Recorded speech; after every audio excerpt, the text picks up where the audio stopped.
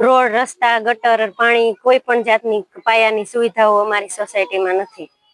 એના કારણે અમારે ઘણી તકલીફો ભોગવવી પડે છે.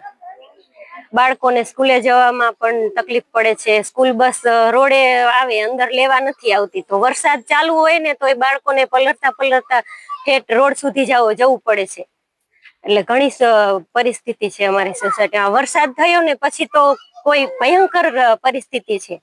મચ્છર માખીઓ એટલી છે, એના કારણે બાળકો બીમાર પડે છે.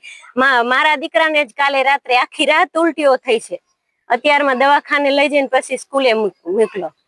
એટલે આ પરિસ્થિતિ અમારી ખૂબ ભયંકર પરિસ્થિતિ, પણ કોઈ અમારું સાંભળતું નથી. અમે ઘણી વાર આંદોલનો કર્યા છે. કીચડ ઉત્સવ મનાવ્યો તો કેટલા આંદોલન કર્યા, પણ કોઈ અમારું સાંભળતું નથી. કોઈને અમારી પરિસ્થિતિ દેખાતી જ નથી. પરિસ્થિતિ અહીંયા રોડ, રસ્તા, ગટર અને પાણીની વ્યવસ્થા કોઈ નથી. એટલા આંદોલન કર્યા, એટલી રજૂઆતો કરી, પંચાયતમાં એટલી રજૂઆત કરી, ધારાસભ્યને એટલી રજૂઆત કરી, છતાંય મૂળભૂત પાયાની સુવિધા જે અમને મળવી જોઈએ મળતી નથી. અનેકવાર એટલી બધી વાત કરી કે ભાઈ તમે અમને આપો, એક વસ્તુ આપીને કા સંતોષ માની લે, પછી કે અમે બધું કામ કરી દીધું, કાગળમાં લખીને આપી દે, અને પછી કોઈ પણ કામ થયું ન હોય. હમણાંની જ પરિસ્થિતિ એવી છે કે અમારા અમુક બાંધકામ જે જૂના છે એની અમે બાંધકામની મંજૂરી લેવા માટેના ત્યાં ગયા હતા પંચાયતમાં. તો પંચાયત વાળાએ એવું કીધું કે ટીડીઓ સાહેબે પરિપત્ર આપ્યો છે કે એક મકાનના એક દિવસના 20 રૂપિયા દંડ ભરવો પડે. એટલે કે 10 વર્ષ બાંધકામ જૂનું હોય તો 60,000 રૂપિયા થયા. તો અહીંયા મીડિયમ વર્ગના માણસો રહે છે. તો આ રીતના તો ક્યાં હોય? તો મેં જયારે ટીડીઓ સાહેબ પાસે 2 માણસ મોકલ્યા ને કીધું તમારો કઈ પરિપત્ર હોય તો અમને નકલ આપો, જેથી કરી અને હું સોસાયટીમાં રજૂઆત કરી શકું. તો કે મેં આવો કોઈ પરિપત્ર આપ્યો નથી. પણ અમારી પંચાયત અમને ગેરમાર્ગે દોરાવવાનું કામ કરે છે. અને જયારે ટીડીઓ સાહેબે અહીંયા ફોન કર્યો ત્યારે ફોન કરીને એને એવું કીધું કે ભાઈ આ લોકોને, તો કે અમે એવો ઠરાવ કરેલો છે કે હવે જે જૂના બાંધકામ રહે ને એના એક દિવસના 20 રૂપિયા અમારે દંડ લેવાનો છે. એટલે કે 10 વર્ષ જૂનું હોય એટલે 60,000 રૂપિયા લેવાના છે. એટલે કે પંચાયતે એવો મૂળ બનાવ્યો કે અમારે આ સોસાયટીને કોઈ પણ પાયાની સુવિધાઓ આપવી નથી. એવી જ રીતના અમારી રામનગરી છે, એમાં પણ આ પરિસ્થિતિ છે.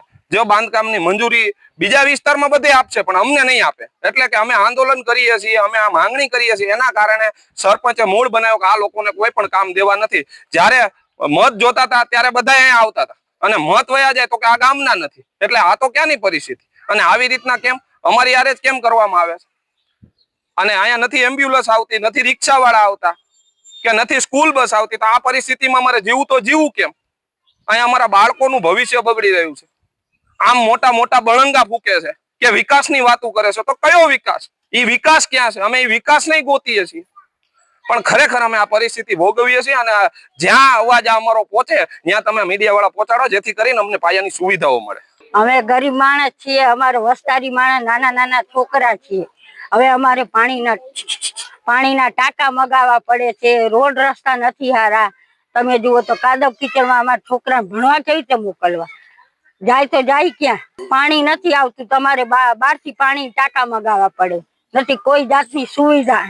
તો તમે એમ કે વેરા ભરો, આ લાવો, પૈસા લાવો, તો ક્યાં 20 રૂપિયા શું મફત ના આવે છે? તમારા ખીચા ભરવાના? તમારા ખીચા ભરવા હતું અમારે આ બધું કરવાનું? અમે ગરીબ માણસ ક્યાંથી પાણી અમારું માંડ પૂરું કરીએ છીએ.